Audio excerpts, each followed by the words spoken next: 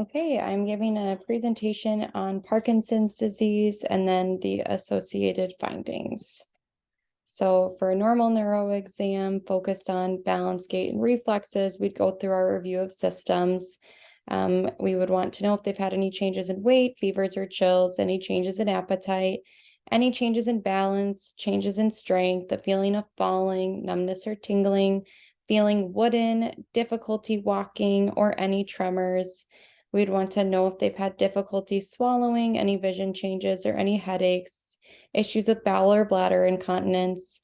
We'd want to know their medical history, especially any pertinent neurological history, their allergies and current medications, neuroepileptics, antiarrhythmics, pseudoepinephrine, corticosteroids can all cause essential tremors. So important to differentiate essential tremors from Parkinsonian tremors. We would want to know if they have family history of neurological diseases or have had any related previous neurological studies, including CTs or MRIs.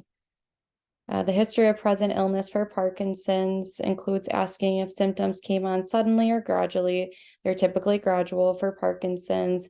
We'd want to know which areas of their body are affected, if their symptoms are unilateral or bilateral. Tremors are common in the hands and they're typically unilateral. We'd want to know how long their symptoms last. Symptoms are typically ongoing. If they have any changes in sensation, that's not an expected finding in Parkinson's. If their symptoms worsen with rest, intentional movement, or anxiety, or if their symptoms improve with activity or rest, tremors typically improve with movement and occur at rest in patients with Parkinson's. And then we want to know what they've tried to do to alleviate their symptoms and how much these symptoms are interfering with their life. The clinical presentation of PD is a combination of motor symptoms and non-motor symptoms. I'll let you read through that for the sake of time. And then to make the diagnosis for Parkinson's, the patient must have bradykinesia and then one of the following motor symptoms. So they must have bradykinesia and then either tremor, rigidity, or gait imbalance.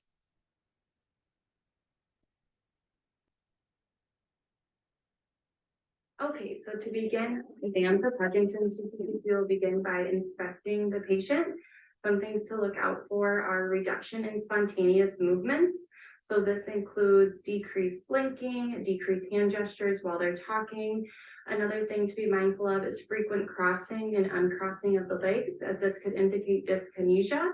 And then lastly, we want to assess our patient for any resting tremor. Typically, this is unilateral, and patients get pretty good at concealing a resting tremor. So be mindful of their hand position. Like you can see right now, he's got them clasped together, which could be concealing a tremor. So we'll begin by assessing for bradykinesia. Bradykinesia is required to make a diagnosis of Parkinson's disease. And then we need either rigidity, a tremor, or gait imbalance or postural issues as well. So for bradykinesia, we'll have the patient do a repetitive motion. We'll have him touch his pointer finger to his thumb. We can show the patient how to do that.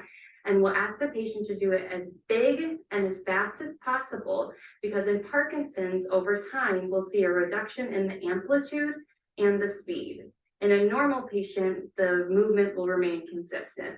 We'll then ask the patient to repeat the movement on the opposite hand. Again, thumb to forefinger there.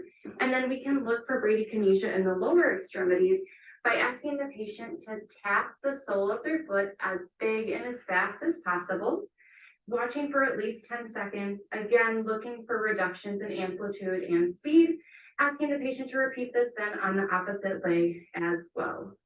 The second thing we'll assess for is rigidity. So rigidity in Parkinson's is not velocity dependent or direction dependent. We'll grab kind of under the elbow here and rotate the arm in both directions. Sometimes in Parkinson's disease, you need the patient to do an activating movement to catch the rigidity. So we'll ask the patient to tap their knee with the opposite hand quickly and assess for rigidity that way. And you may catch it a little more stiff. And then we'll also look for this in the wrists, rotating here in both directions, having the patient continue that activating movement. We could then repeat this on the other side. And then again, we will look for rigidity in both of the lower extremities. It's a little bit more challenging to assess on the lower extremities, but you can grab behind the knee here and go in both directions. Again, you may not notice it without that activating movement. So we'll have the patient repeat that. And then we would look on the other side as well, and also in the ankle joints. Following looking for rigidity, we will assess the patient for any tremors. So we'll have the patient rest his hands on his thighs with his thumbs facing the ceiling, because in that position, you really can't conceal any sort of resting tremor. Again, resting tremor is usually unilateral in patients with Parkinson's. The other test we'll do to assess for tremor is to have the patient put their hands in the pronator position and assess for any tremor this way. In a normal patient, you won't see a tremor. In a patient with an essential tremor and not a Parkinsonian tremor, you'll see them tremor in this position. And then the last way we can assess for a tremor is in action tremors. So having the patient take their pointer finger to their nose and then touch your finger and repeat with the other side, making sure the patient's arm is fully extended. And again, if they tremor in this position, it's likely an essential tremor and not a Parkinsonian tremor. The last part of our assessment here for Parkinson's disease is to assess gait imbalances and postural reflexes. So the first way we'll do that is ask the patient to stand up, having their arms across their chest so they can't use those for help with balance. If the patient is able to do that, you can move forward with the rest of the balance exam. You can actually stand back up. And then we'll do the Romberg exam by having the patient place their feet together and close their eyes. The patient should be able to stay balanced like this.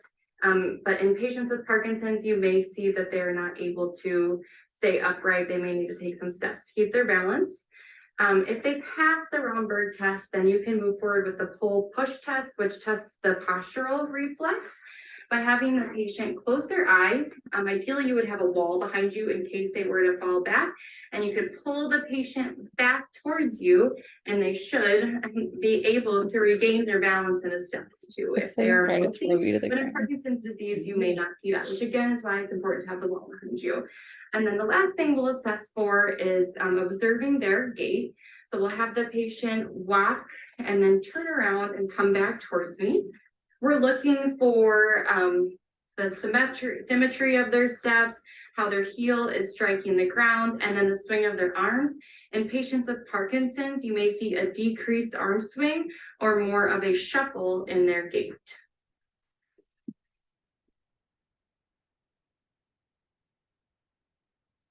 Okay, so to begin our exam for risk-specific considerations for Parkinson's disease include an environmental toxin exposure, family history of Parkinson's. Up to 15% of affected individuals have an affected relative, aging, and the protective factors include smoking and coffee consumption. There's a list of my differentials, and here are my references.